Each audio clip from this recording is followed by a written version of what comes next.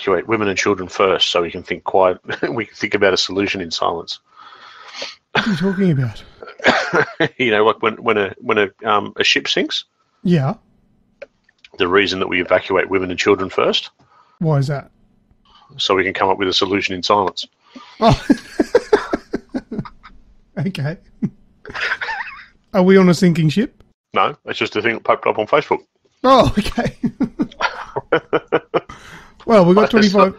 I thought it was comical, that's all. Yeah. Oh, I agree. It is quite funny. Yeah. We've got 20, 19, 18 seconds to go for our 60-second preview. Got anything else witty to say?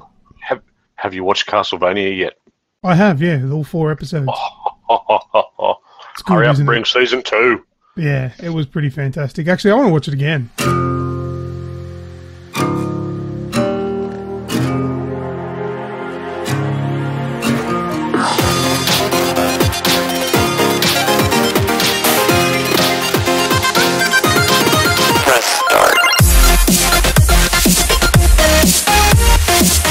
This is episode 179, and today is Thursday, the 27th of July, 2017. Welcome to the Aussie Gamers Express video game podcast. I am your host, Lucas, and here with me is my co-host and very good friend, Snoogans. How are you, mate?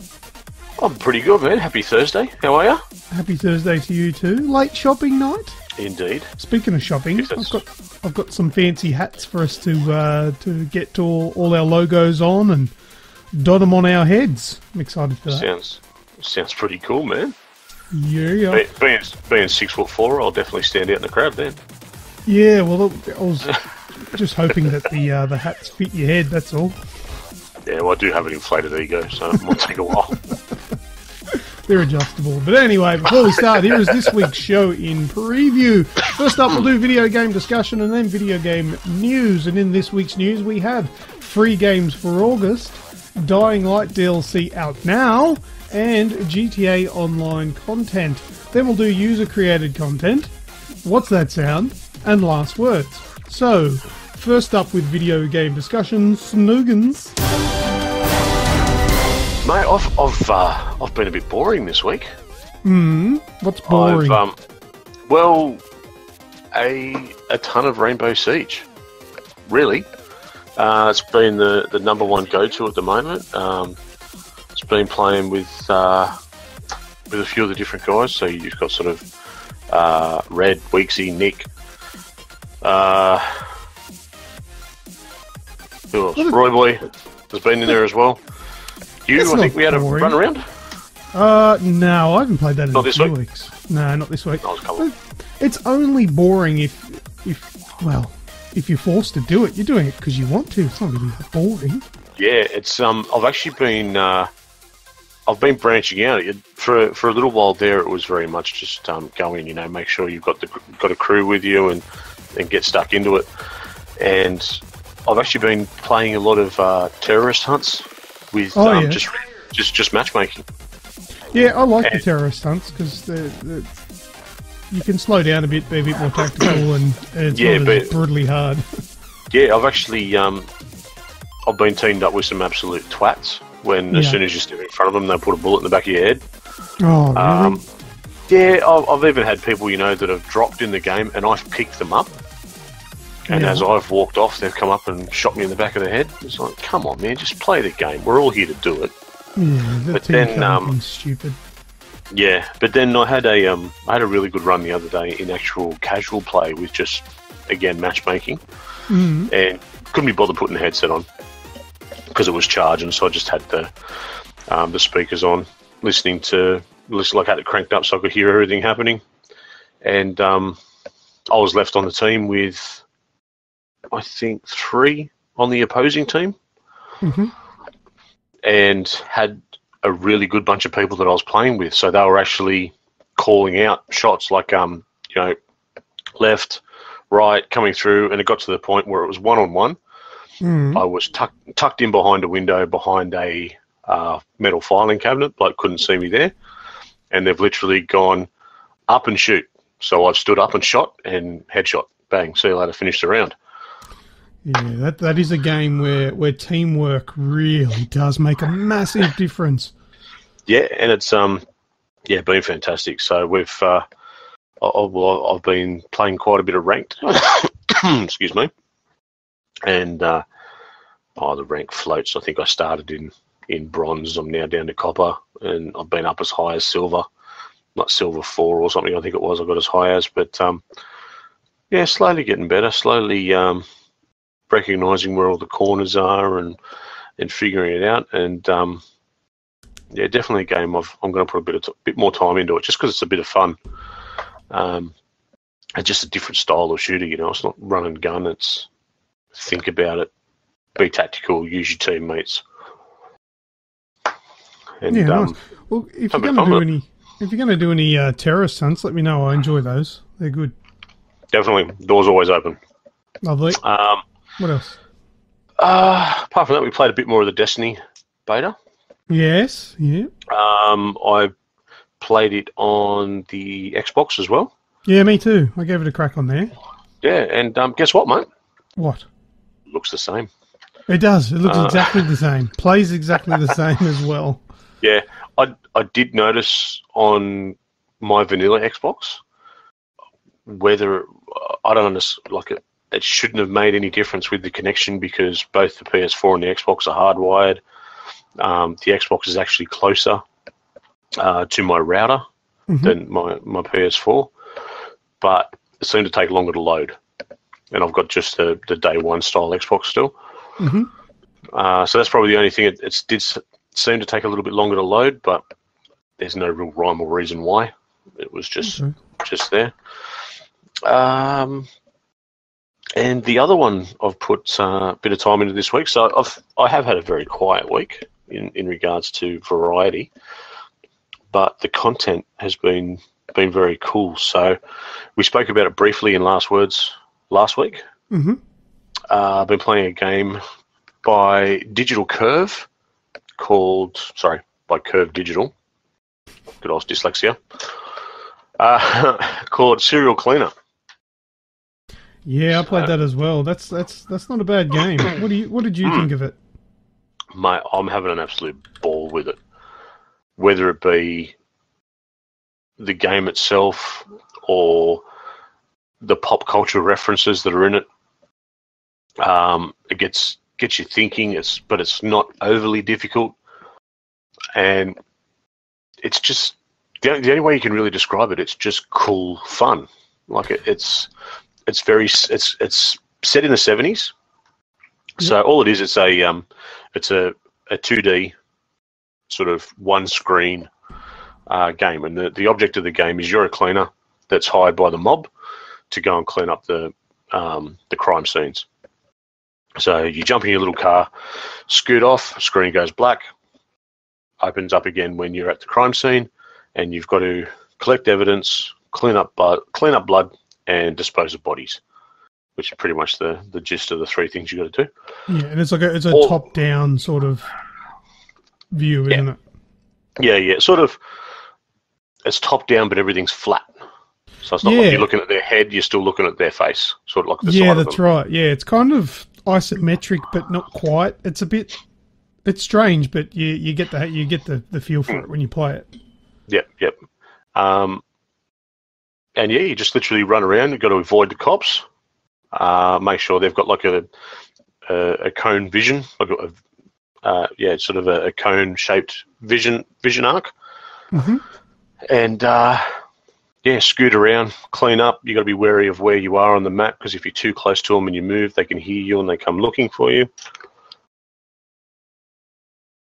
And you can do like Metal Gear Solid style hiding in cardboard boxes and cupboards and all that sort of stuff to get away from you. You know, I noticed as well, even if they see you, if you can run to a hiding spot, it doesn't matter if they're seeing you. If you get in that hiding spot before they get to you, you're safe. Yeah, magic. Yeah, just like magic. You didn't exist. Huh? What was just that? Disappear. Must have been nothing.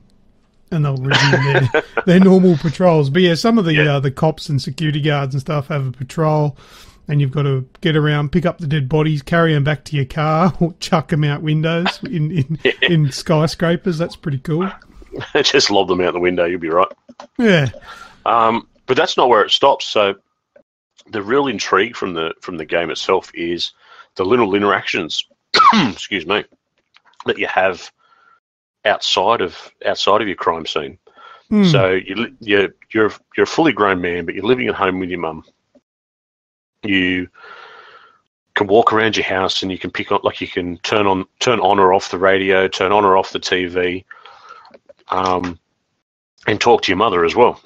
And then you've got all these little interactions that are very tongue-in-cheek, excuse me, and very much set for the time. Like, for one, we spoke about last night was the well-known rock singer dies aged 27. Yeah, and I knew that was a reference to real-world stuff, but I couldn't work out who it was without Googling it, but you worked it out. Yeah, so it was Jimi Hendrix. Yeah. I assume it was Jimi Hendrix. I think it was in the early 70s. Yeah, it sounds about right, but that's what it is. Like, there's little references like that. You'll pick up the newspaper and you turn on the TV, and there'll be reports from the era, because when you do each mission, it tells you what year it is. And so it'll be like fall 1972 or summer 1975 or whatever. Yeah. Yeah. So and it has real world events in it, and it says something that the game will change events based on your IP address, so your location.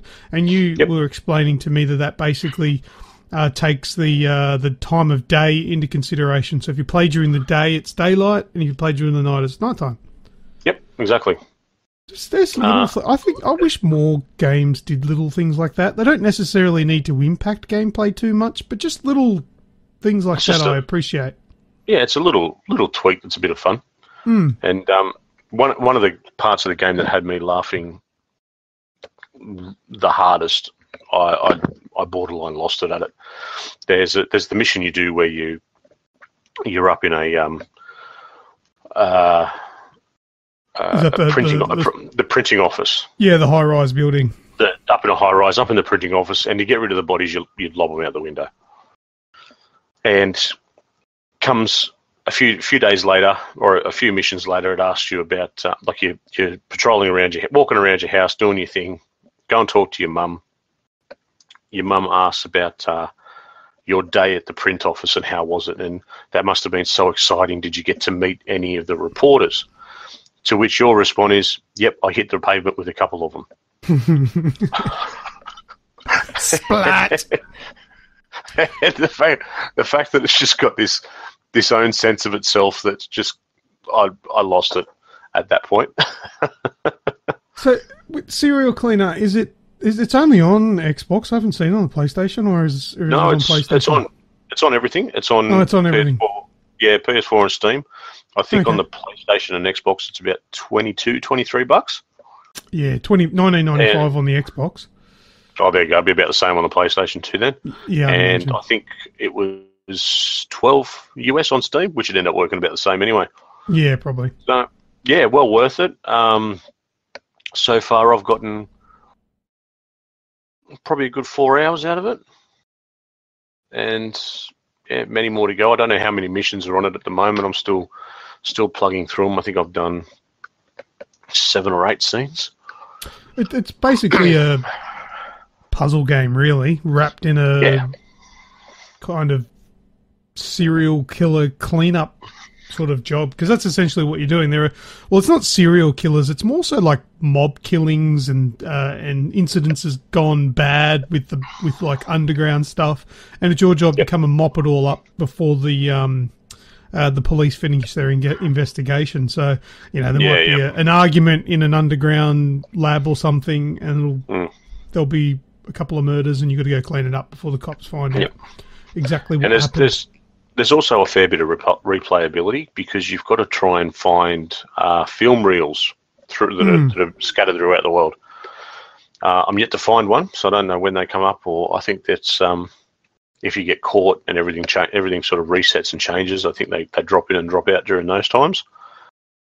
But the film reels will actually give you new missions that are like that they're set in a theme for those movies. So I think there's a Scarface one, a Star Wars version of it. Oh, that's sick. And yeah, there's a couple of others as well. I can't remember off the top of my head, but yeah, a lot of fun. There was a mission early on, Pat, where I think it's like a campsite or something like that. And I found there's like a massive squirrel off on the left-hand side of the map. Did you see that? No, I did not. It's like a purple or a pink-looking squirrel, but it's like almost the exact same size, if not bigger than the character you play as. I walked over to it thinking it might have been a little sneaky, like, hidden thing, but I couldn't interact with it. Nothing happened. I'm like, oh, maybe it's just part of the scenery, but I just thought it was strange that it was so huge. Yeah, I might have to go and play that again. Yeah, do you know the one I'm talking about? Where? Yeah, I know the mission. Yeah. Yeah, have a look, see if you can see it, or if maybe I was just tripping balls. But I've just dug up some info I've got here. There's 20 levels. Oh, there you go. Yeah. So plenty of playing. You've got a few different modes. You've got obviously the movie-inspired levels. You've got hard mode, drunk mode, and different challenge modes as well. So there's a fair bit of playability in there for what is essentially a pretty cheap game. Yeah. And a lot of fun. Yeah, I like it. It is a good puzzle game. Yeah, indeed. What else, man? Mate, I think that's about it for me. That's it? Mm-hmm. Yeah. I've got quite a list to go through, so let's get stuck into it. I've been playing more of Age of Booty. I do love that game. When it first came out back on the Xbox 360, I only ever played the demo. I think that I didn't really get the concept of buying digital games back then because it was an Xbox Live Arcade game. Yep. So I downloaded it and just played a little bit of it as the demo, and that was about it. But I really enjoyed the demo, and now that I've got it, I'm playing it, and it's aged very well because it's still very fun to play.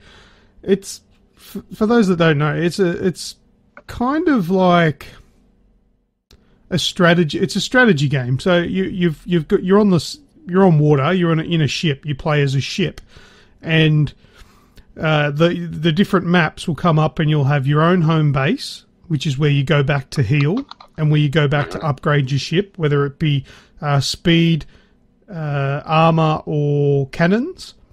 So obviously, the higher you are with those things, the more durable, fast, and powerful you are with your shots.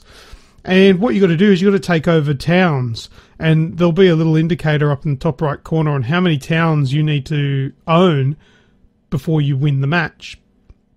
So it might be 5, and there's a team of other AIs, or you can play online, but you're not going to get an online match. It's too old, no one plays it, sort of thing.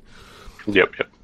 But so you've got to go across to the town. Basically, you park in front of the town, and your ship will automatically attack, but the towns also attack back. So you need to be strong enough to overcome them. And then once their health is depleted all the way, it's kind of like capture the flag. You've got like a percentage bar that will go up while you're there, and you need to get it to 100%, and then that town becomes yours. And then you can heal there, and you can upgrade it. The only thing is healing at like a town is really slow compared to healing at your home base. Okay. And then, so that becomes yours. You get 1 point. But then you go off to maybe go and take another one, and the enemy might come and take that town away from you.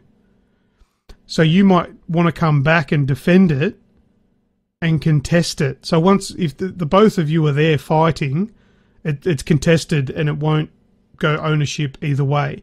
And your ships will automatically attack each other if you're within one. I think they're hexagons. It's kind of like that Beyond Earth game. What was it? Civilization. I think they used hexagons. Yeah. Oh, yep. Yeah. Yeah, it's kind of like that. The grid that you're on is a bunch of hexagons. If you're next to each other in adjacent hexagons, you'll attack each other. And that sounds all right. Yeah, so if you're winning, generally they'll try to nick off because they don't want to blow up. Because if you blow up, you'll lose resources. And by owning towns, you'll earn resources, and also from picking up resources from downed ships or just random drops in the ocean. Those resources can be used to upgrade your town, your home base, or your ship. And you basically just keep doing that, and you go all the different places, trying to get the key amount of towns, and then you win the match. That's as simple as that. And there's also a map editor too, so you can make your own levels, which is really cool. But yeah, so I've been playing a fair bit of Age of Booty, and that's through the Xbox One Gamer Pass. So yeah, I was about to ask where you got it from. Was it just a backwards compatible thing, or through the Gamer Pass? It's through Gamer Pass, but it's a backwards compatible. Like if you owned it on the 360, it's backwards compatible, so you can just download it on the Xbox One. But I didn't have it back then. I just played the demo, so I've got it through the Gamer Pass. But you can still buy it if you want. Like if you don't want the Gamer Pass, you can buy it for probably $5, I think it is. Cool. Yeah, but yeah, enjoying playing that. Another game I've been playing through the Xbox One Gamer Pass. I have this game on PC, but there's just something about PCs. I've got all these games on PC, but I end up getting them on the console because I'm more comfortable on console because my console is sitting in front of a big, comfortable lounge. Yeah, well, that's the thing. It's sitting in front of a couch. Yeah, that's it. It's comfy. I prefer controller. I don't really like playing games with keyboard and mouse, so that's where I end up playing. But I've been playing Braid. I played a little bit about. I know Braid has got a really big cult following as one of the most amazing platformer games. Yeah. And I did a 3-minute coffee break with it the first time I played it. Mm-hmm. I find it like pretty cool with the time, reversing time, fast forwarding time, and how some things aren't affected by the time management, so you can like slow down time or increase time to go fast. But some things, like say it might be a door that's closing really slowly, you'll increase time so you can move faster, but that'll keep moving slowly so you can make it through and things like that. Okay. Or if there's a platform that's moving one direction, but you need it to go the other direction, you can jump on it and reverse time. And it takes it back the other way. Neat game. It's just not doing it for me, but I don't know. I mean, it's good, but I don't think it's going to pull me in enough to actually finish it. But apparently the big thing around it was like a hidden message where you're trying to save this princess or this person or whatever, but the actual message was because of the time management, you weren't actually trying to save her. She was running away from you or some shit like that. I don't know. You're actually the bad guy. I think. I don't know. That's something I heard ages ago. Yeah. I've never actually played it enough to work out what was going on. One of those games that make you think. Yeah, it's a bit like that.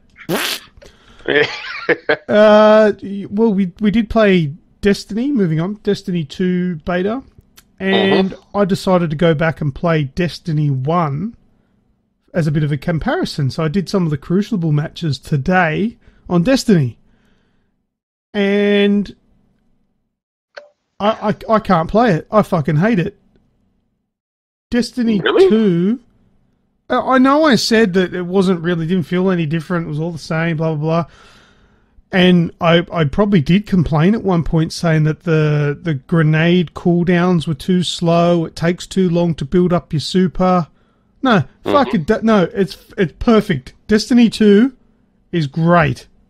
I played Destiny 1 today, and it just felt like every time I walked around a corner, I was getting hit with a grenade. There wasn't even any combat. It was just grenades exploding everywhere.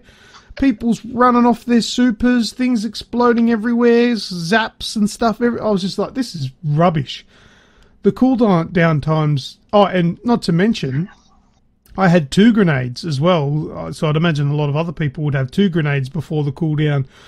I was terrible. I thought I was getting better when I played Destiny 2's beta. And then I went back to Destiny 1 and I sucked at it. I was absolutely terrible. So I think Destiny 2 is going to be a lot better than Destiny 1 when it comes to the multiplayer. So I hope they don't change things based on everybody else's complaints about it. Because I've heard a lot of complaints about the cooldown times being too long. Yeah, I've heard very much a mixed bag from a lot of people. Like, these are sort of outside of our group of people that we usually talk to in regards to most gaming things. But different YouTubers. I've seen one YouTuber who I'm not gonna name because I don't like when people use clickbait. But the name for their video was "The Internet Has Spoken," and these are the reasons we hate Destiny 2. You know, and stuff like that. And then listening to some guys from the US, and one bloke only really played vanilla Destiny, played the Destiny 2 beta, and absolutely loved it. You know, and loved all the changes and loved the little tweaks and whatnot. And then you've got someone who's got 1,400 hours in the original Destiny, played the Destiny 2 beta, and while he said that it was a good base, he also picked it apart. But I feel a lot of people that have are just shit canning it for the reason to shit can it. You know, like they've gotten on their high horse about the first one and the lack of a story and this, that, and the other. Now the developers have come out and because it's Bungie, isn't it? Yes. Yeah. So they've come out and put through what is shaping up to be an epic story. And so that side of it's being worked on, and you've got a whole lot of people that have now decided to shift the focus from the story side to start picking apart the gameplay side. Yeah, I mean, there's a lot of things.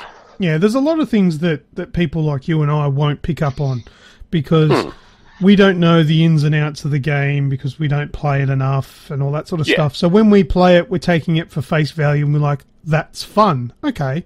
But then when you do pick it to pieces and you think, okay, well, this cooldown when you do this isn't fair because this character can do this and this thing's underpowered, and you start really nitpicking at it, you're always going to find shit to complain about. And I'd probably say that about every game. But with games like this too, and the way that it's designed, you've got really two choices on how you play it. You can either play it in a way that you want to and you perceive to be the correct way to play it and complain when it doesn't work your way, or you can utilize the meta that's in place. And I know good old Red's called me a division sweaty on numerous times. And shut up. But we in one regards with the division, because I have put so many hours into it, I do know the meta, I do understand how it works, and I play to that. So at the moment, my character's running around with a tactician build and with a stupid amount of electronics power running Seeker mines, because that's what is, you know, high powered in the game. Yeah, I think it's just and that's one thing that a lot of people complain about, because they don't want to play that way. They want to play their own little way. Instead of trying to tweak that meta to try and make something that counteracts it, they just want to complain about it and get it nerfed. And unfortunately, I think Destiny 2 is going to go down that road as well. Eventually every game will. Yeah. There's already a lot of people complaining about the change in the gun rolls, where they're all going to be the same. There's no need to grind anymore. Yeah, well, I mean, I think if grinding out of a game that's predominantly grinding is probably not necessarily too bad, I think. Yeah, but if you're going to be someone that, you know, puts the hours in because you absolutely love it and you enjoy it and you want to get in there and make sure that your character's got the best possible stuff, if there's a part of the game, like I'm not saying everywhere, but if there's a part of the game where you can go into and your prowess, because your time and your effort and your knowledge is put on show because you have the best items, then I think it should be allowed. Yeah, I definitely think that you should be able to go. Well, see, the thing is, we don't know yet, Pat. The thing's not out yet. Yeah. I think a lot of people are jumping to conclusions. It was a test, and we're going to see what it's like when it comes out. I'm not in a position to can it or anything yet. I don't think anybody is. At the end of the day, it was a decent beta. Yeah, I love the beta. I thought it was fantastic. Whether I actually love the full thing, who knows? I just wish I opened up the farm for a bit longer.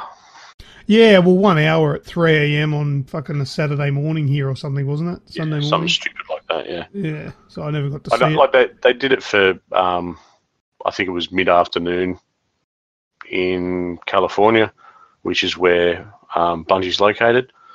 But, yeah, they should have, staged it or done something just to let people have a look at it. Yeah, actually, I should probably look at some video of it to see what it looks like. I didn't even do that. All right, we'll move on from Destiny. I played some UFC 2 on the Xbox One. That one's through the EA Access. Yep. I remember you telling me you downloaded that. Yeah, I had a go with that. That's not a bad game. It's pretty intricate. I still can't get the bloody hang of what to do when you're doing the grappling on the ground. Yeah. That fucking does my head in. If I could just turn off ground wrestling or just make it so it's a button mash, I'd be happy. I just want to fight. I just want to kick and punch and dodge and move back and forwards and move around. When it gets to when they're holding onto each other having a mad makeout session, I'm like, I don't know what I'm doing here. What the hell's going on? So, but yeah, I had a couple of games of that. But I've heard that from a few people. Yeah, it gets just a little bit too technical. Yeah, and you got to do like quarter turns of the analog stick. I'm like, fuck off. Just let me mash X to get back up or something. Yeah, for something that you think you just want to put on and beat the snot out of something. That's all I wanted to do. I just wanted to fight. Yeah. Well, if you want to fight, just download hockey. Yeah, it's true to UFC though. Like, I appreciate what they've done, but yeah, I wish you could turn that off. But anyway, so I played a little bit. I didn't play too much of that. It's actually a really hard game. It's not something you can just pick up and play whenever. You got to put a bit of time into it to learn how the bloody thing works. Next one I've got here, Pat. I told you a couple of occasions that I was going to get Candleman. Yes, did you get it? I got Candleman. Nice. And I saw that it was only 2.7 gigabytes on the Xbox Store, so I believe it's exclusive on the Xbox One at the moment. I thought, oh, fantastic, I'll buy it and I'll be able to play it in like 10 minutes. It downloaded at 1 megabit a second. On the box? On the box. And I thought maybe there's something wrong with my connection, so I thought I'll try and download something else and see how that goes. So I clicked on something else that was on my download list, and it straight up to like 80, 90 megabits a second. And so I cancelled that, went back to downloading Candleman, back to 1 point something megabits a second. Oh, it's like a 2. This is worse than when I had ADSL 2. But anyway, so I left it for about half an hour, which it should have been able to download that probably 9 times in half an hour. I came back about half an hour later, and it ramped up to about 30 megabits, which wasn't too bad. So it downloaded in probably about an hour. And I gave it a go. Was it all you hoped it to be? I've played about a third of the game. There's 9 chapters, I believe, and I've done 3. And it's very different to what I thought it was going to be like. It's so it's not like a 2D side scroller like I thought it was going to be, like Inside and Little Nightmares. It's like a 3D. Okay, yeah. They're small. It's still screenshots at the moment. Yeah. Yeah, it's still linear. Like there's only really one way to go, albeit some little side spots you can go for secret areas. But basically, it's a puzzle game, which is full 3D. You can go wherever you want. But the game is pretty much completely in darkness. So you can't see shit. I haven't tried it, but I'm wondering if you could cheat by turning the brightness up all the way on your TV. But, so you're walking around in complete darkness, and you press a button to light the candle, because you are a candle. You're a candle, man. You're a candle with legs. So there's a button you can press to ignite your wick, and you can see really good. And it's a shame the graphics are actually really nice. But you never really get to see them. You get to see them. Yeah, I'm actually looking at it's like the screenshots that I'm seeing at the moment. It's really bright and it's lovely. It's a beautiful looking game, but predominantly you're in the dark, because the more you burn that wick, the shorter the candle gets, because you can see when you light the wick, you leave droplets of wax behind. And that's you wearing away your body, the candle. And essentially, if you use all of the wick and all your wax is gone, you die. You're dead. So that's the idea behind the game. Now, there are collectible things, sort of. They're like other candles within the level that you can light up, and they give you a tiny little bit of ambient light without burning your light. So if you light them up, they're also collectible. So there's, there might be 8 in a level, and it'll tell you how many you found at the end. So you're looking for these candles, but you're also trying to get to the end of the level as well. And there's it's like a puzzle platformer. So there might be jumps that you've got to make. There might be because you're on a ship. I think I would imagine you're on a ship. I'm comfortable in saying that, because some of the levels are, there's little quotes that saying that you're heading aft to the back of the ship or some shit. And with the swing of the ship, sometimes like the platforms that you're on will shift. So you've got to time it so when it moves a certain direction to make you jump. And there are, what other things are there? There's chains that you can go across which sway.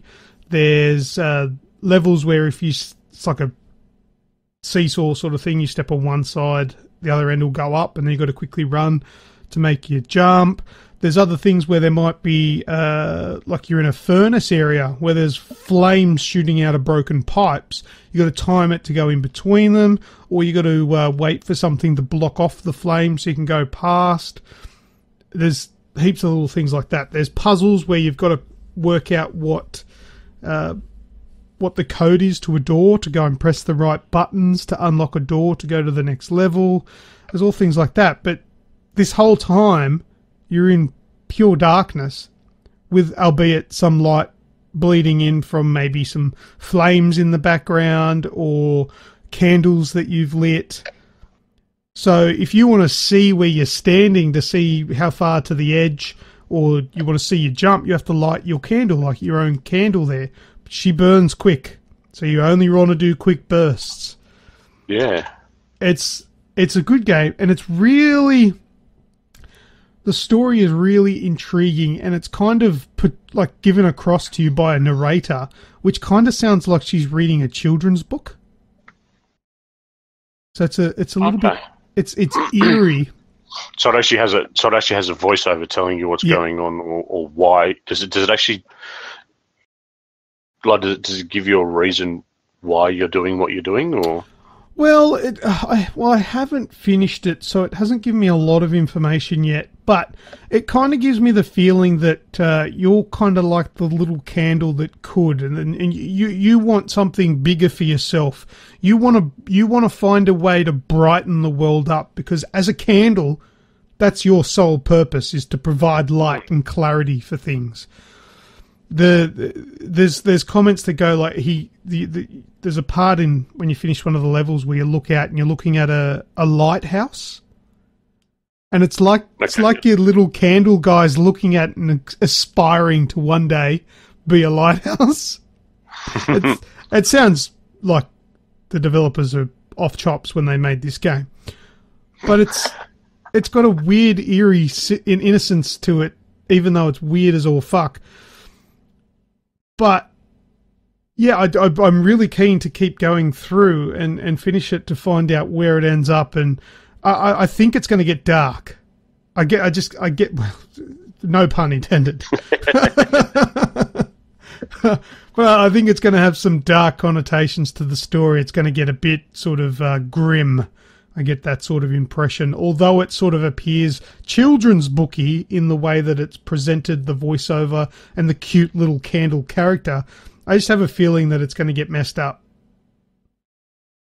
Is that because I haven't played through, like I played Inside and that got a little bit creepy. And obviously Little Nightmares, the way that thing finished up, I still haven't slept right. But do you think these sorts of games, do they always tend to go that way? Like, do they start having a sort of brighter outlook and then turn dark? Like, is it sort of a sub meaning to the genre, or? Yeah, well, I can't really think of one that's like this that didn't end up like that. Limbo, Inside, Little Nightmares, Candleman.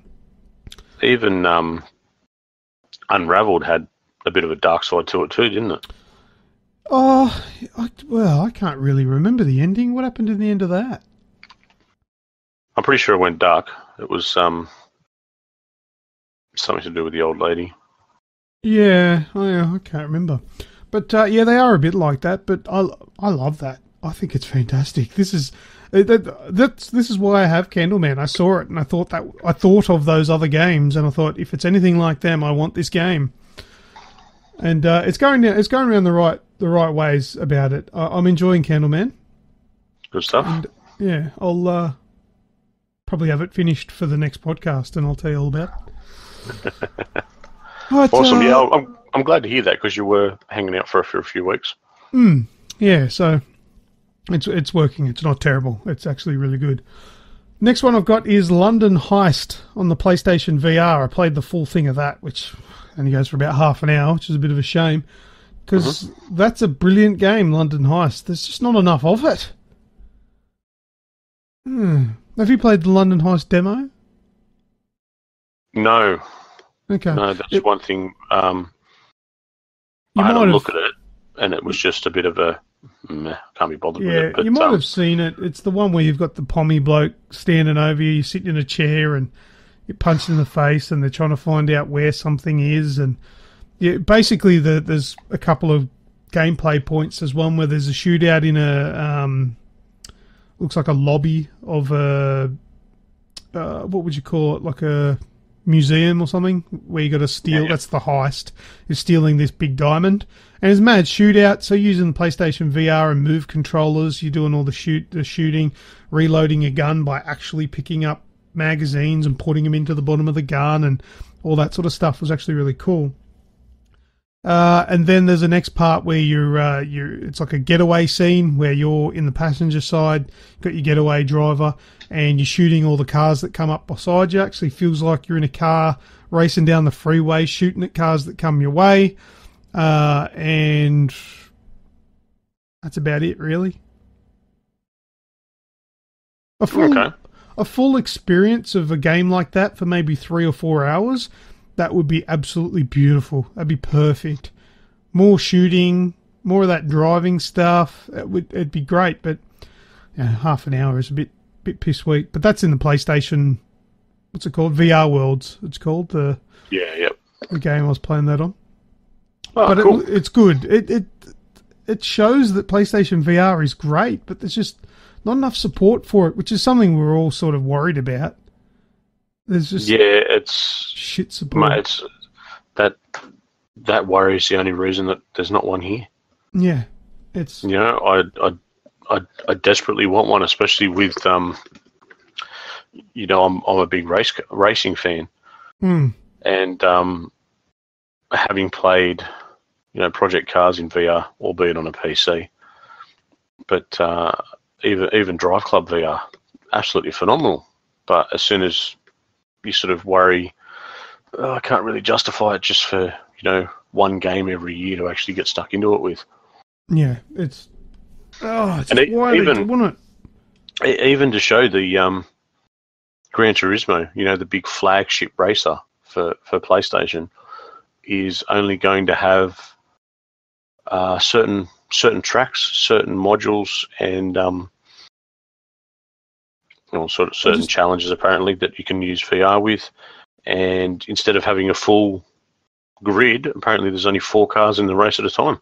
See, that's shit. And no multiplayer. Oh, I don't know why PlayStation do it. They bring out a product, they rave about it, they do all this PR shit beforehand, and Microsoft did the exact same thing with Kinect, and then they forget about it. They're not like, are they offering incentives to any developers to make fully fledged VR games? They've brought out Farpoint. That's like one VR game. What else? What else are gonna like? It makes me mad because it's good. It's great technology. It's just not being used. There's not enough on there. There's nothing out, and it's been out for how long now? When did it come out? October. Nearly 12 months. Nearly 12 months. Yeah. Was it October last year? I'm sure. Yeah. I know it was October. I couldn't think it was a year. Just after EB Expo. Yeah, that's right. Yeah. But it does my head in because there's nothing out there that makes me go, I want to get that so I can play it in VR. It's really shit. Yeah. But anyway, if someone could come to me and go, Pat, anything that puts you in a cockpit will have VR support. So whether it be a racing game, bloody like Ace Combat, again, only has one section that's VR. Hell, even something like a friggin', train driver, whatever, I'd get it, 100%. Yeah. Anything in a cockpit, anything, but it's not just going to be one mission. It's going to be completely playable. Call of Duty. Make the fucking single player campaign completely VR compatible. Okay, fair enough. You can't really do it for multiplayer because it can be maybe unfair. To people without VR, but single player campaign completely VR compatible. Battlefield, when that comes out, the next one, first person shooter, single player campaign, fully PlayStation VR compatible. That's what I want. All first person shooters, flying games, cockpit games, everything. I want everything on PlayStation VR. If that was the case, I reckon they would sell and do a lot more. Oh, well, yeah. There'd be another sale right here. Yeah, but anyway, not to be. Maybe we can hit up Sony tomorrow. What the fuck, man? Next up, I've been playing. Well, I played Star Fox Zero. I know I said I put it off a little bit because of the feedback that I got, but I was always going to give it a try because I did pay for the bloody thing. Star Fox Zero on the Wii U. Everything that I heard about it, true. Completely true. Unfortunately, the game looks brilliant. It's gorgeous. I mean, it's not your fantastic Xbox or PlayStation graphics, but for a Wii U, for a Nintendo game, it looks fantastic. It's beautiful. It's bright. The graphics are cool. The controls are shit. Is it partly like? By all means, please correct me if I'm wrong, because I've never actually played a Wii U. I've never actually even had the controller in my hand. But is that where the limitation is? Because I understand the controller is quite a bit bigger because it's got a screen in the center, doesn't it? No, it does, yeah. No, the Wii U is beautiful with its control. Next time you're over, Pat, I'll hand it to you and let you have a go and realise you haven't tried it. No, the Wii U, the controller has no limitations. It's not the problem here. The problem here is that they've used it too much to their advantage in this game, which is a disadvantage. The Wii U controller's got motion control in it, so you can move it around like augmented VR, sort of like to shoot, so you can aim using the movement. Okay. Can you turn it off and just use the sticks? You can, but it's still dicky because what it wants you to do is because it uses the two screens, like using the controller to aim. That's not the bad part. I don't mind that. It's actually quite intuitive and easier to aim doing that. But the problem is that it wants you to look at the screen for the outside of the cockpit, so the third-person chase camera, so you can see your, I think they're called R-wings, from behind, and then a cockpit view on the controller screen.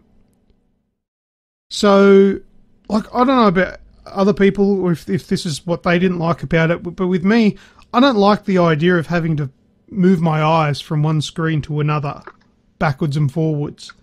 Like the focus and the game, it breaks the game. And so what would happen is you'll be flying the R-wing, so you'll see it up on your TV screen. You'll fly around, you know, moving, dodging things. But then to actually aim, I had to look down at the controller, which is the first-person view in cockpit, to aim where I was shooting. Okay, yeah, I get what you mean there. Yeah, I didn't like that. It was like you could do sort of rough shooting from the TV screen, but it wasn't very accurate. I hated it. I didn't like it. I don't even think that's the worst part, because Nick was telling me that the controls got really bad when you're in the form of the walker. It's like a chicken walker thing. But if they get worse than the R-wing, then I'm out. I couldn't even Done. I couldn't even finish like the second mission. It was just too. I'm like, I'm over this. This is too convoluted. They tried to do too much where it should have been simplified. So it's one of those things that just because you can doesn't mean that you should. Yeah, exactly. 100%. Okay, yeah. that makes sense.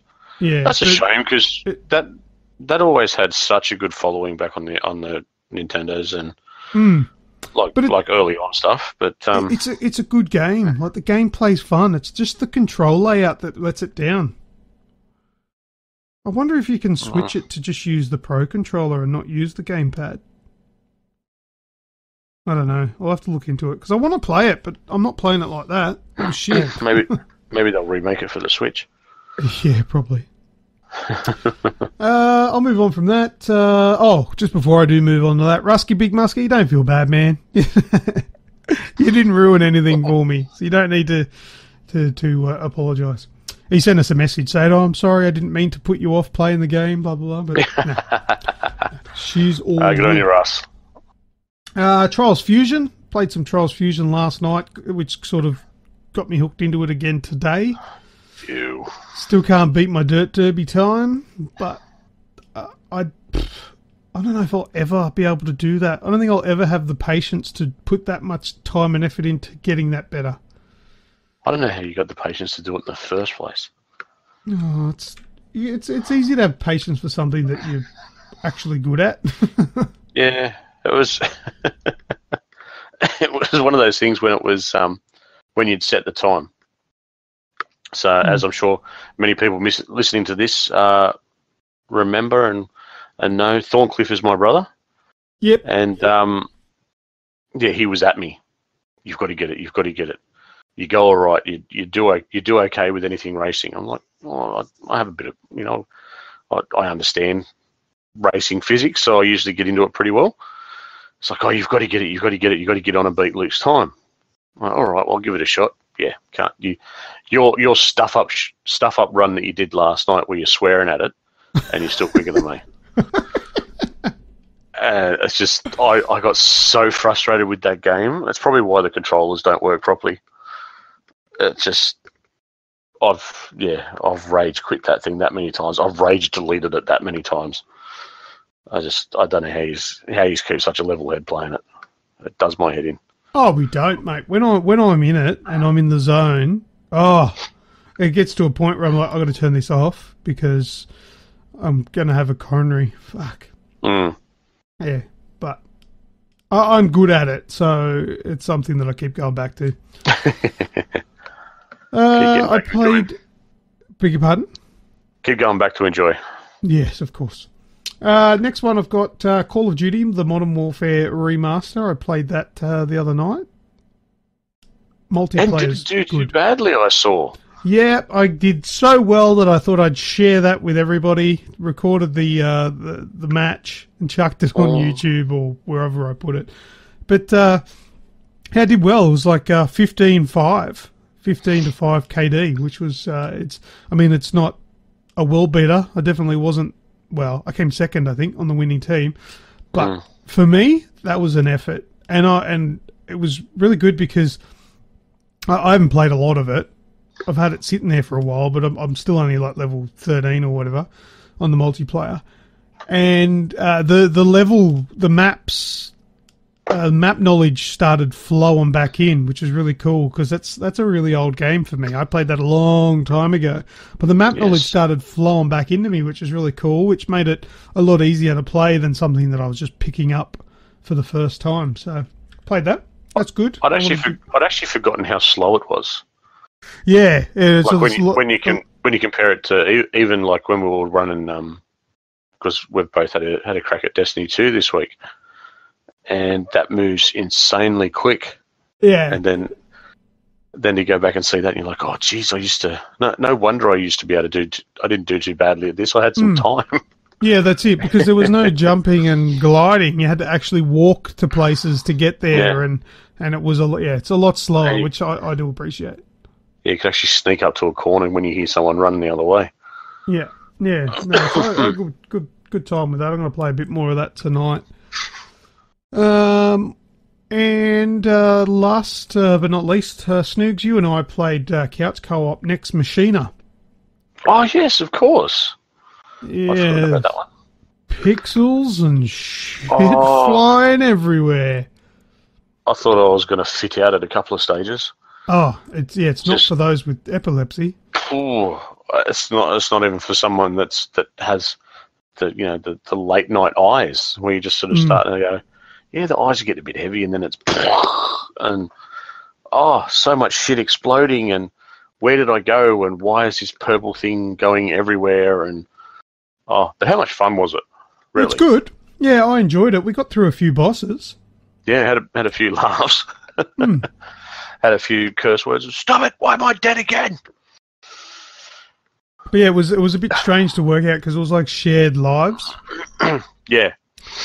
And it was weird, I was taking the lion's share of them. But yeah, so if we'd both die, there'd be 2 lives taken off to respawn us and all that. But we had it on the easiest setting, and it was fucking testing us. Imagine playing that on the most advanced setting.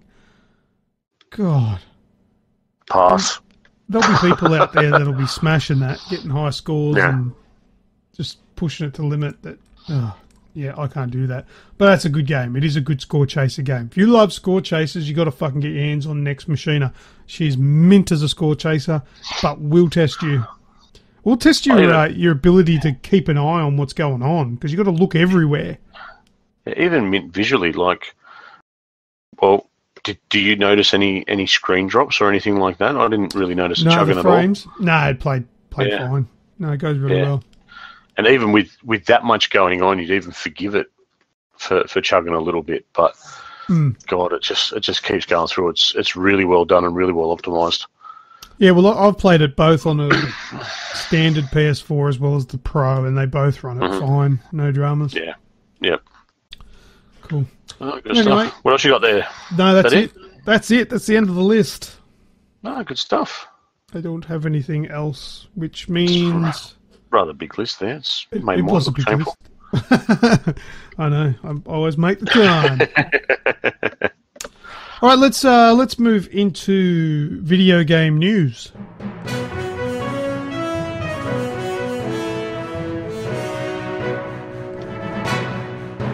Okie dokie. First up in this week's news, free games for August. So, of course, we're talking about the Xbox Games for Gold and PlayStation Plus free games for August 2017, and it is with absolute pleasure that I'm able to bring this to the news segment. We haven't had these free games in the news for quite a while, and that's because they've not been newsworthy. They haven't deserved to be. No, they did not deserve to have any sort of say up front. We may have thrown them in every now and then in last words, but they didn't deserve to be in news. But this time, they definitely deserve a spot. Both of them do. They're actually quite good. So I'll go through the Xbox Games with Gold. So next month in August, we're going to get Slime Rancher, which is available from the 1st of August till the 31st, so all month on the Xbox One. Then Trials Fusion will be available. You keen? Available. That one's August 16 through to September 15 on the Xbox One. And we've got Bayonetta available August 1st to 15th on the Xbox 360 and Xbox One via backwards compatibility. And Red Faction Armageddon, which will be available August 16th to the 31st on Xbox 360 and Xbox One through Xbox backwards compatibility. Now, I'm really excited because when I put a post up that I had Star Fox Zero, Rusky Big Muskie said you should try Bayonetta 2. And I said, I haven't played Bayonetta, like Bayonetta 1. And he said, oh, look, if you get Bayonetta 2, it'll come with Bayonetta 1. But I don't need to buy Bayonetta 1 now because it's going to be free next month with Xbox Games with Gold. So I get to play Bayonetta. That's really cool. So I'm excited for that. Trials Fusion will be cool because I can play that on the Xbox now and maybe challenge some other people that might play it across there. set some other times. Yeah, well, I can see if I can do a good time on Dirt Derby on the Xbox World. Red Faction Armageddon is an awesome game. Have you played that? I have. I've played them all. Oh, you played them all? They're great, aren't they? They're fantastic. There's something about the Red Faction games that absolutely hooked me to the point where I love the games. I've played them all. I've finished them all. And then I think there's been 3 movies. Yeah, there two or three movies, which really, if you go by face value, they're kind of terrible. Yeah, I figured they would be. Because they're in the Red Faction world. It ties everything in together, and it's got me through them, and I've really actually quite enjoyed sitting through them. So it's there's just something about the Red Faction story and the way it's told that really hooked me. So if you haven't played it, definitely give it a crack. It's worth it. Give it a crack. I mean, it's not like Red Faction Guerrilla, because Guerrilla was like open world, and Red Faction Armageddon's more of a linear type game. Yep. But still good, though. The graphics are really good for the time, and the destruction that you could do, breaking things, was really, really cool the way they did it. Yes. And I'll second for Bayonetta. I have played a little bit of it. And again, it's something you've got to at least try. Yeah, I'll definitely give that a go. That'll be the first thing I try. But with Red Faction Armageddon, the first time I played that, I accidentally destroyed a set of stairs that I needed to progress through the world. Yeah. Like I needed to use. I didn't actually realise that in Armageddon you've got a repair tool. So I thought I broke the game. So I had to I restarted the level. And then I realised that I had a button I could press that would rebuild the stuff that you broke. But anyway. It's all part of the learning fun. That's exactly right. All right, so I'll go through PlayStation Plus free games for August 2017. First one, there's a big one. Something else that I don't own, and I really do want to try it out on the Pro to see if it's better, because it was shit on the standard PlayStation. But Just Cause 3 is going to be a free game. The amount of times I've had that in my hands to put it back. To buy, and sort of looking at it and just went, nah, I'll just leave it alone because of those negative the negative reviews where it was badly optimized. That's why. Shit frame rates. But look, it's a great game. I have played a fair bit of it, but I just couldn't keep playing it because there was a bad frame rate on the PS4. But anyway, we'll give it a go when it comes out because it's free next month. Assassin's Creed Freedom Cry. Now, that's the standalone DLC where you play as Adewale. From Black Flag, isn't it? Black Flag, that is correct. And that's a good bunch of content there. So that's another... Even though it's a standalone DLC, it's not like a full game, that's still really good for that to be a PlayStation Plus game. Personally, I'm actually looking forward to it. I really enjoyed Black Flag, but there's something about the Assassin's Creed games, they don't grab me enough to finish them.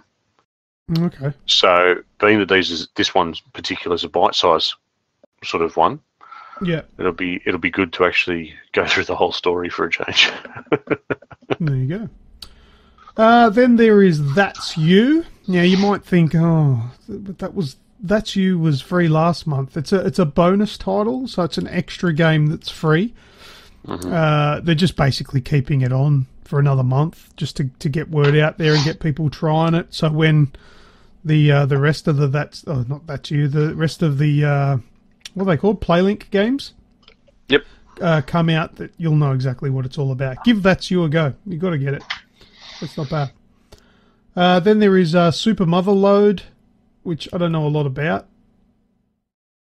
You know much about it? No. I don't know much about that. Everything else on this list I've never heard of. Yeah, Snake Ball, I don't really know much about. Downwell, I do know a little bit about Downwell. You're a man and you have to go down a well. Down a well, that's riveting. And Level 22 I know nothing about, so I can't really give too much insight about that. But in saying that, with those first two titles, Just Cause and Assassin's Creed Freedom Cry, Just Cause 3 that is, big month. Big month from both of them. It actually should impress a few people there. So that's why it made news this week. Good stuff. Right, so let's move on to the next bit of news. Second bit of news here is Dying Light DLC available now, but not for you, Pat. Not for me? Not for you. Okay.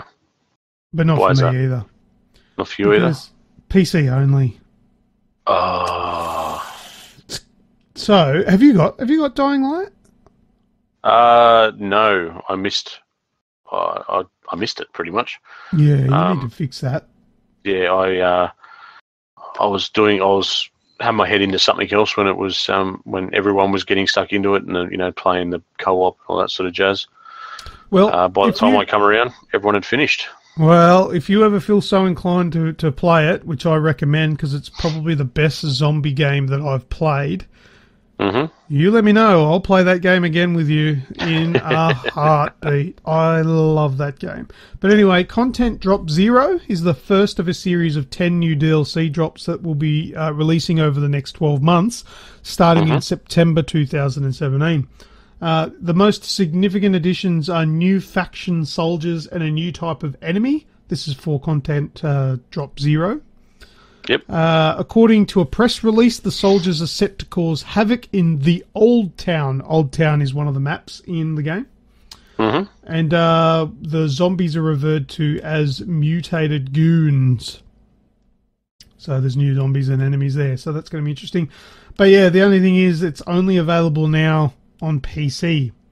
The Xbox One and PlayStation 4 versions will receive this drop in September.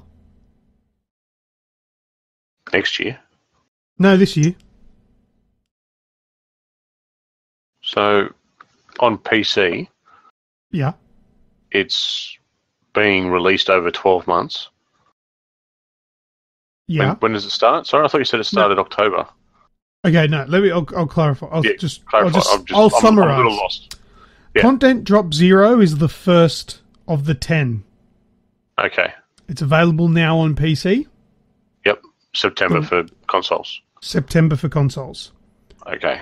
From September onwards, the rest of the DLCs are going to be releasing over the next 12 months. Does that make sense? That makes sense. Yep. Gotcha. Beautiful. Got so me. there you go. I was a little bit excited for it, but a little bit disappointed because I don't have it on PC. I've got it on the PS4. But we'll see. Is it paid? No, it's free. No, it's all free DLC. No, this is free for everyone. There is no... Yep.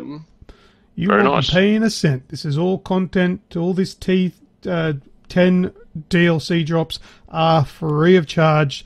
You don't have to pay a cent, which is really cool. Because apparently, here's a little bit of trivia for you. Dying Light, even though it's 2.5 years old, still has a weekly player base of 500,000 people. Shit, that's all right. Mm-hmm. I must admit, through the different pages and whatnot that you become affiliated with, or you the different groups and whatnot that you've got on Facebook. Yeah, there's always someone every week. There's someone talking about Dying Light. Just picked it up, or just getting back into it, or can someone help me with this? Is that not enough for you to go and get it? Oh, it's just time, mate. I've got so much else. I just don't have the time. What have you got? What are you playing at the moment? put me on the spot. I've got to think. At the moment, I've got Siege 1.7 is just about to drop for Destiny, for Division. Forza Horizon, Halo, ESO, and then my pile of shame to go through as well, which includes The Last of Us. Oh, you haven't finished The Last of Us? No. We know this. We've been over this. Thank you very much, everyone, for listening to this week's podcast. But it's been brought to an abrupt ending because I forgot that Snoogans hasn't completed The Last of Us. The show will be postponed indefinitely until this arsehole gets his ass in here and finishes the best game in the world. It's actually quite funny. You know the motion caption video that's doing the rounds on Facebook at the moment with Ellie, Joel, and yeah, where they go into the room and close the door and blah blah blah blah. Mm-hmm. That's the bit I'm up to. I've seen that cutscene. There's a part where when Joel asks for the car.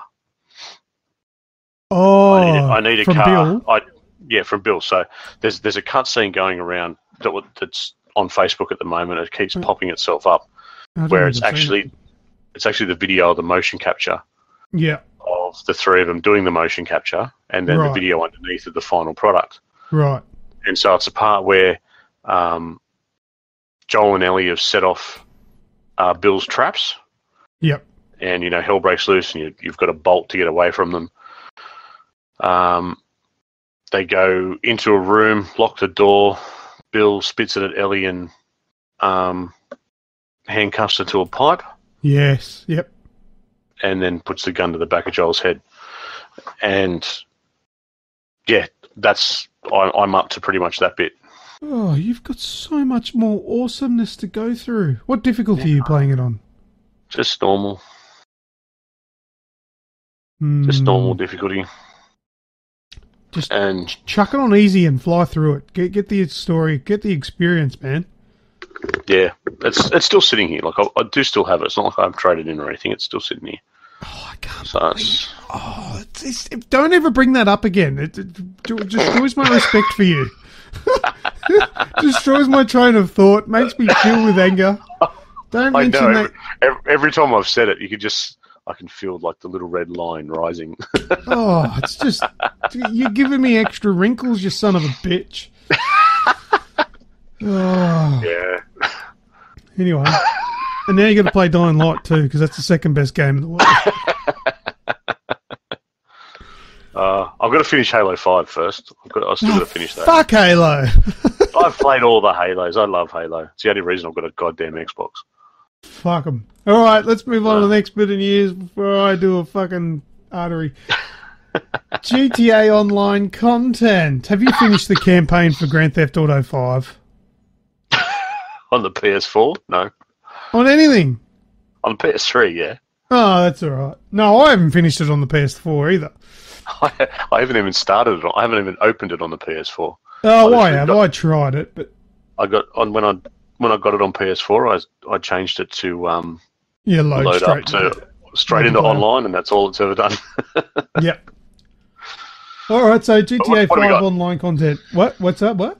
What do we got? What do we got? What new goodies have we got to blow shit up with? Mate, it's time to run amok. So in GTA Online, this time you can do whatever it is that you want to do in there with a new vehicle. It's called the classic Pegasi Torero. It's a sports car. I've seen this. Yeah, it was posted to the page today by Rem.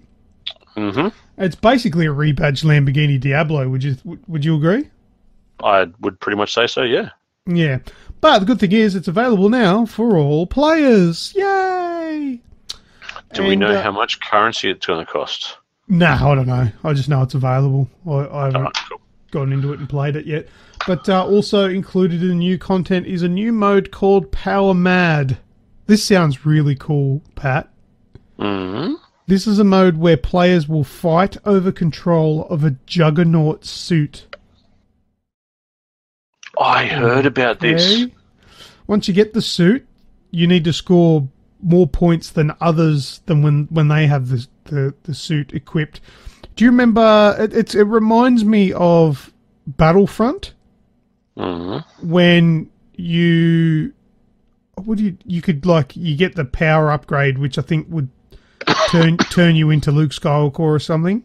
Oh yeah, yep. And you had to, whoever got the most amount of points while you were that Skywalker person won. It sounds like that, but you in a Juggernaut suit, and you got to get the most amount of points. So you only accrue points as the Juggernaut or something like that. So, which is it sounds pretty sick. I'd like to see what the suit looks like. It sounds pretty epic.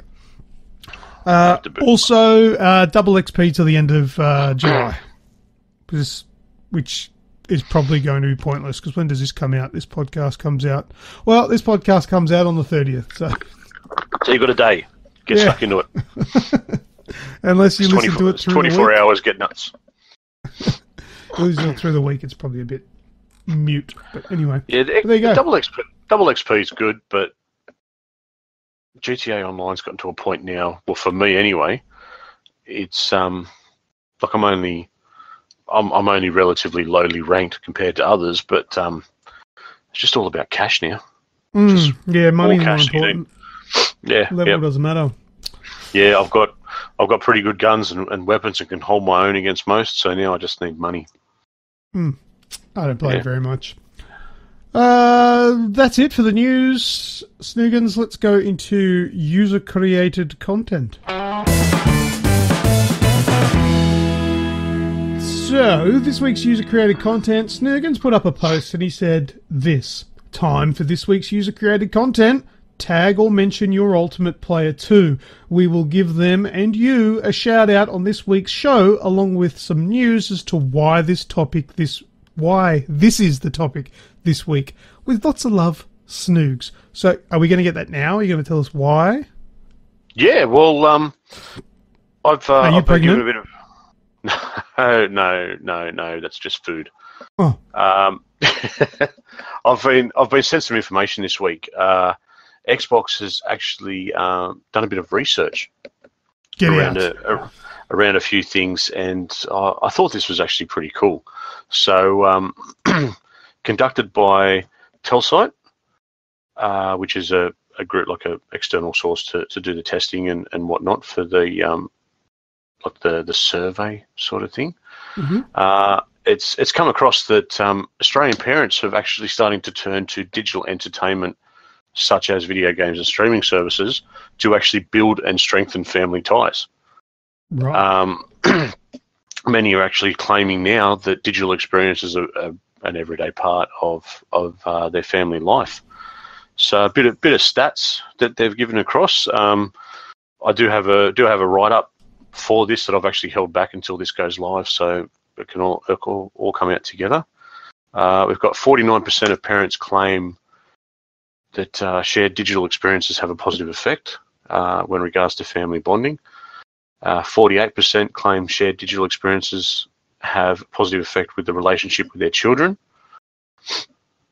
With Xbox One owners in particular, this is actually the figure with bonding to their children is actually raised to 62%. So it's showing that gaming consoles and having that common ground is actually helping to strengthen family life, really. What have we got here? Playing video games and streaming are obviously the two most popular digital. Yeah, well, look, I've got to agree with that, and obviously to an extent, if you're doing it right, yeah, playing video games and digital sort of entertainment can be really beneficial for a family. Yeah, and one thing that helps change a bit of the stigma that's going around as well, that mums as well as dads are both just as likely to be playing video games with their kids now. Yeah. Whereas before, it's very much seen as a male-dominated area where it's mostly blokes that are playing it. But yeah, a lot more information is coming out now that mums and dads are getting into their, having that digital experience with the kids and using it to help strengthen bonds, as well as helping it educate the children in different things. Well, that's where that game That's You, which is on PS Plus at the moment, that's where that comes in, because it's not it's not hard for people to pick up and play because your actual controller is a smartphone. You don't have to use an actual controller for it. And I've played that with my wife and my daughter. I've only got one daughter, so the three of us played together. And just today I was playing a little bit of Trials Fusion, and my daughter come and sat next to me and said, "Come, go, Dad." And she had a go. She had a couple of goes while sitting next to me on the lounge. It was cool. She doesn't play a lot of games, and it's not because I don't let her. She's just not really that way inclined. She's not that interested. She does like video games, but different league altogether from her old man. Well, I have two little ones, a little bit younger than yours, and again, they absolutely love it. They I've caught them many times where they're sitting there with the headphones on and the controller, and they're just that little bit too young to be left alone to sort of play games or whatever. But they'll sit with me and generally sort of sit up on my lap with the controller, both of us holding onto it, and them doing something while I'm helping them out and whatnot. So it's definitely something that's used in my household just to have a bit of that family sort of time. Nice. All right. Well, so you suggested for people who wanted to be part of user-created content to tag or mention their Ultimate Player too. We got George Schneider has tagged Jessica Schneider. And he said, watching her play anything with even the tiniest jump scare is hilarious. Now, I'm going to hope that Jessica Schneider is his wife and not his daughter. Because that could be quite mean.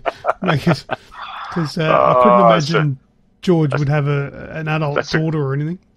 That's a grey area. Here you go, little 5-year-old girl. Play. Yeah, they get to a certain age where you're allowed to scare them, I think. I don't think ours are quite there yet, but they do get to a certain age.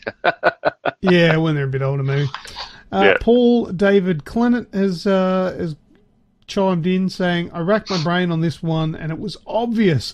All the time I played games with my kids. The memories of Mario Kart, Mario Party, SingStar, Buzz. I remember Buzz. Awesome. Point Blank, Tekken, and various other sports games. The standout was always the Tony Hawk games, and was very competitive. Such fond memories now. My clan have all grown up. The Tony Hawk games also bonded us with likes of with the like of same music types, and had influenced my eldest in his music career, which is going awesome. That's really cool. So his older son sounds like he's doing a bit of music with his career, and must be some sort of punk band or something he might be in. That's awesome. If he's got anything recorded, man, send it over to us. It doesn't have to be broadcast on anything, but I'd like to hear it because I love punk music. Yeah, I'm very much in the same boat. Yeah, let us point us in the right direction, mate. Yeah, or if you want us, we'll chuck it up on the page and show everyone. But we'll leave that in your hands. Yeah. Next up, we got Zachary Courtney. Before you jump on to Zach, Paul's actually tagged the clan, so he's got. Oh yeah, I don't have that.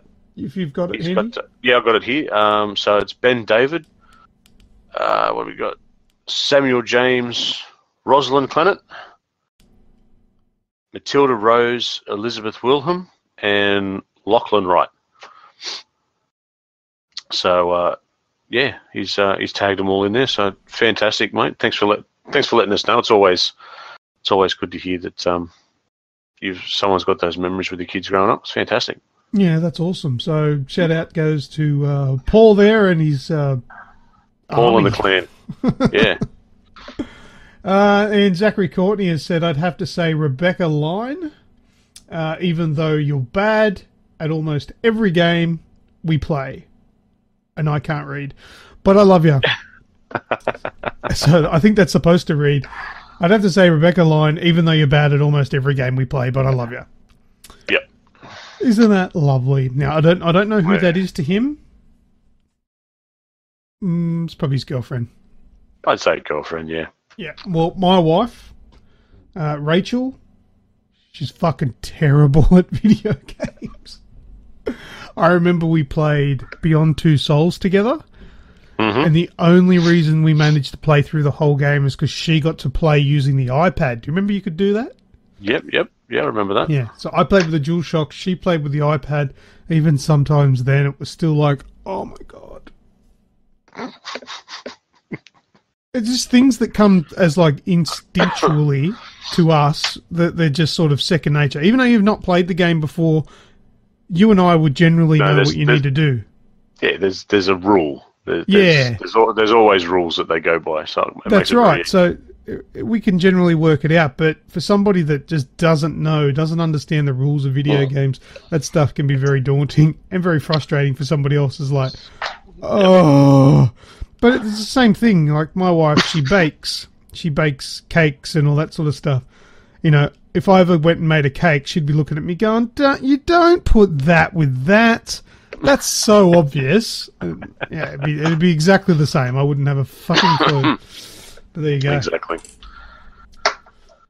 Now my other half, Tara. Yeah, not a gamer at all. Yeah. Except for mobile phone games. I can remember she got very much addicted to the Smurfs.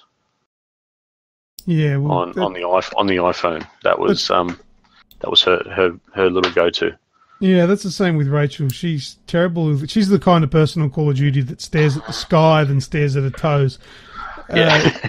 But yeah, give her a mobile phone game and she'll own it. You know the game? Oh, what was it called? Is it like Virus or? Oh, Plague Incorporated or something. Yeah, that's the one. Plague Inc. Yeah, that one. I could never win at that game, but Rachel, she smashed it. She was good at that. She's really good at mobile phone games. But there you go. Those are our loved ones. Thanks for that, Pat. No worries. All right, let's move on to What's That Sound?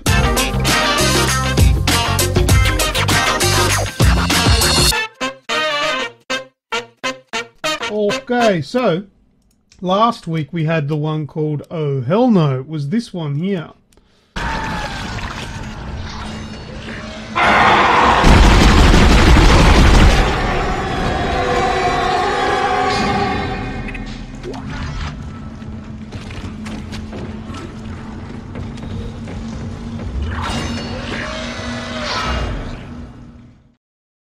Okay, and I got that one correct.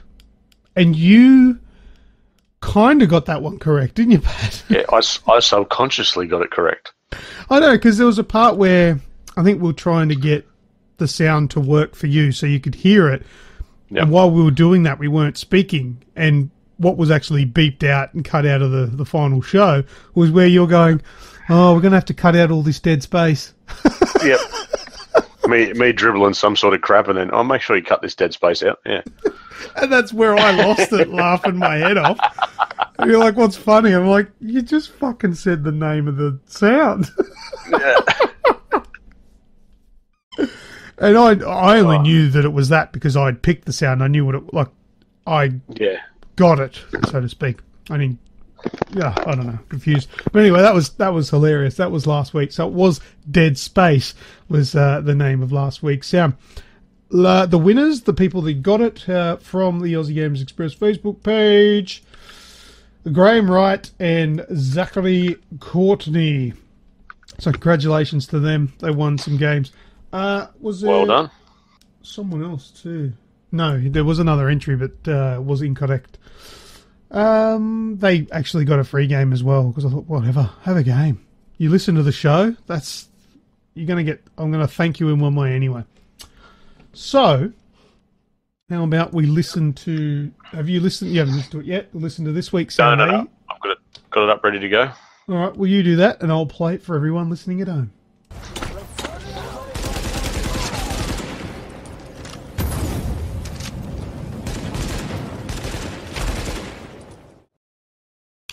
Oh, I know that.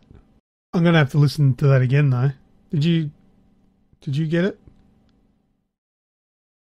Still listening to it. Yeah, I think I know it. Yeah, so do I. I'm going to listen to it again.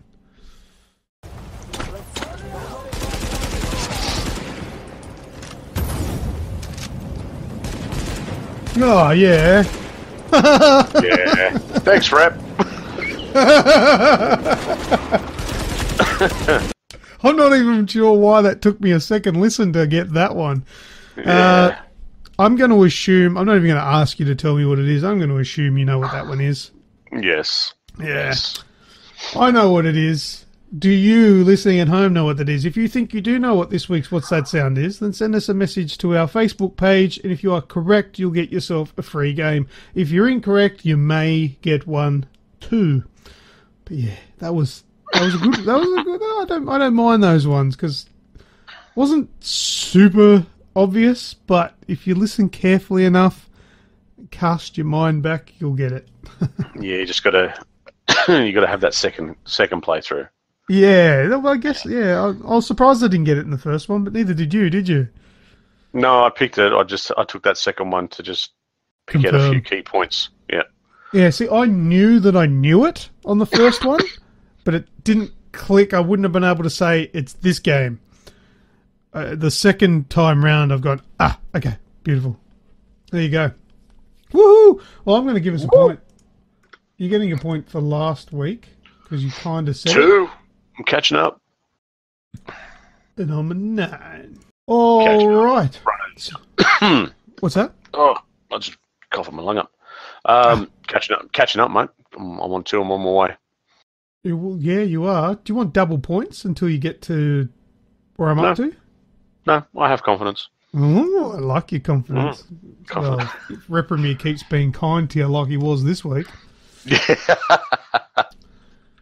There you go. All right, well, that was What's That Sound? And let's move on to Last Words.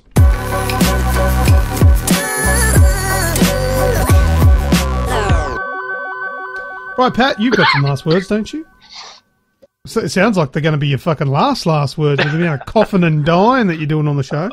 Oh, just that last little croak in the throat. It won't leave me alone. That's right. Last words. Yeah, we've got... every one of us has that little sadistic side, especially when it comes to gaming. Oh, more so when I was younger, but yeah, a little bit still. Oh, I reckon there's certain things out there that would actually probably reignite that, and one of those is very much The Sims. Now, yeah, if you tell me that you've never put a digital version of yourself or someone you know through absolute hell, I'm going to say you're lying. Because if you've ever had your hands on The Sims, you've done something twisted and wrong to do it. But Sims 4 is coming to console. I'm going to play that. I am too, because we get to do it all again. See, I had Sims 2 on PC, but my PC wasn't good enough to run it when I had it. Yep. So I never really got to play it, and that's the only experience I had with The Sims. Really? Yeah, so I never got to put them in a swimming pool without a ladder. Well, The Sims 4, I can always remember I had one, excuse me, that was, I built a 2-story house, had a kid upstairs, took the stairs away, put a telephone in the room upstairs with the kid, and he would ring child services. Child services would turn up, but because they couldn't get upstairs, they'd go away, and then he'd go crazy a little bit more. Call child services again, they'd turn up, and then I switched it out. So I put the kid downstairs with one of the parents, and then put one of the parents upstairs, and slowly made the room smaller every day until it was just it was just like a cross shape, which was just one square big on either side and one in the center, and that was just where it was. But again, I'd left the phone in there, so they'd ring people, like they'd ring the police to try and get help or something. But the police and the fire brigade didn't have access to a fucking ladder. No, they didn't have. They couldn't get them, and then they the Sim, unfortunately did pass away in a puddle of his own piss, and but not before going insane. So sick son of a bitch. I like it.